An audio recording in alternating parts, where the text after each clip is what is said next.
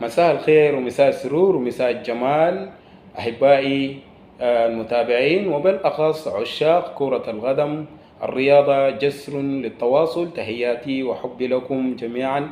زي ما نحن عارفين احنا في منافسات بتاعة دوري أبطال أوروبا، وزي ما ذكرت أنا حبيت أنبهكم بالفرق المشاركة في الربع النهائي اللي هو ريال مدريد ومانشستر سيتي، وأيضا أرسنال وبايرن ميونخ وبرشلونة وباريس، وأيضا أتلتيكو مدريد وبروسيا دورتموند.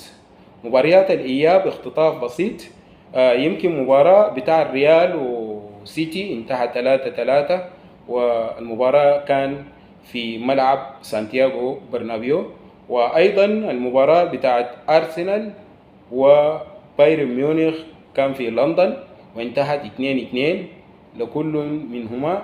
وجينا يوم الأربعاء وشاهدنا لقاءين. اللقاء بتاع برشلونة انتهى 3-2 صالح برشلونة، والكورة كان في باريس. وأيضا اللقاء بتاعت أتلتيكو مدريد وبروسيا دورتموند كان في إسبانيا في ملعب أتلتيكو، وانتهى 2-1 صالح أتلتيكو مدريد. دي اختطافات عن مباريات بتاعت الذهاب. واليوم بداية انطلاقة مباريات الإياب بين برشلونة وباريس، والكورة هيكون في ملعب برشلونة في كامب نو. واللقاء الثاني بين أتلتيكو وبروسيا هيكون أكيد في ألمانيا.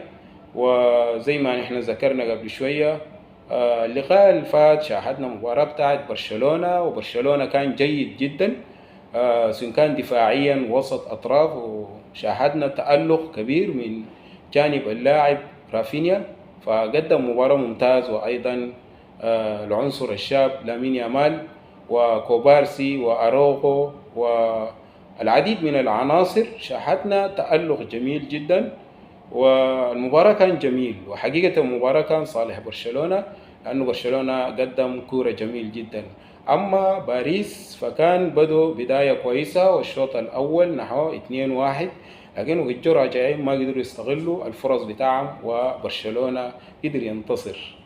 فالمباراة بتاعت أتلتيكو أيضا كان مباراة جميل، وأيضا شفنا فرص ضايع كتير من جانب بروسيا دورتموند. المهم اللقاء انتهى 2-1 صالح أتلتيكو مدريد.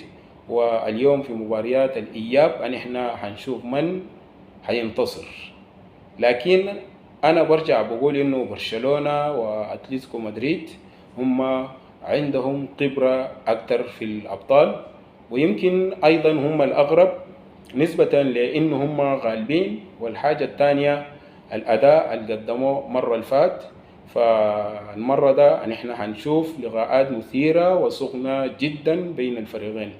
أما المباريات بتاعت الثلاثة ريال وسيتي، حقيقة سيتي قوي والريال أيضا فريق قوي، لكن الخطة اللي لعب به الريال مرة الفات يمكن ريال قدم كورة كويس لكن ضيع فرص كتير، وسيتي أيضا لاعب كورة جميل ويمكن ضاغط، وأيضا ريال كان غالب وفجأة النتيجة جات بقى التعادل.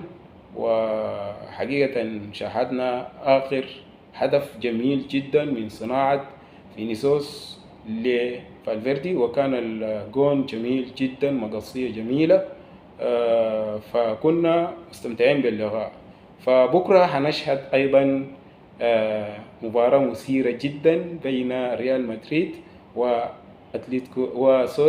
مانشستر سيتي. هيكون مباراة قوي جدا، واللقاء هيكون في ملعب الاتحاد. وأيضا هنشوف لقاء مثير وقوي بين أرسنال وبايرن ميونخ.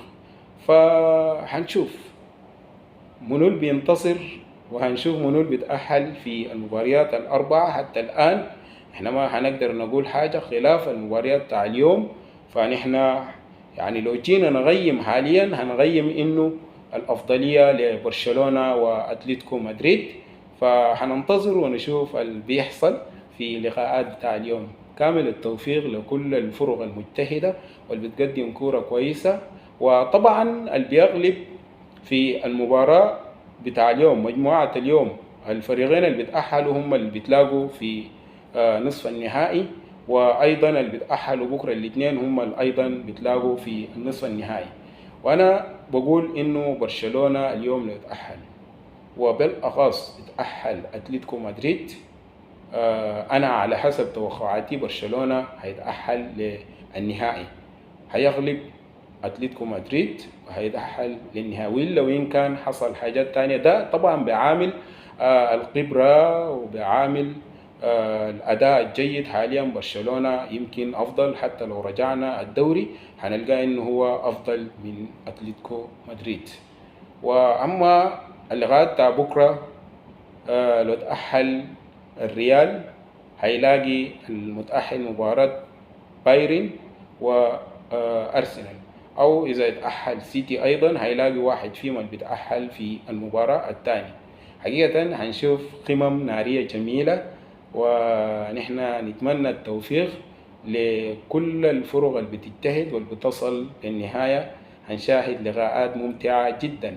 شكرا جزيل الشكر. أنا ما عايز أتكلم كتير، لكن بعد المباريات بتاع الليلة وبكرة أنا ممكن أعمل فيديو للملخص بتاع الجولات الأربعة. ودمتم في أمان الله ورعايته أحبتي الكرام.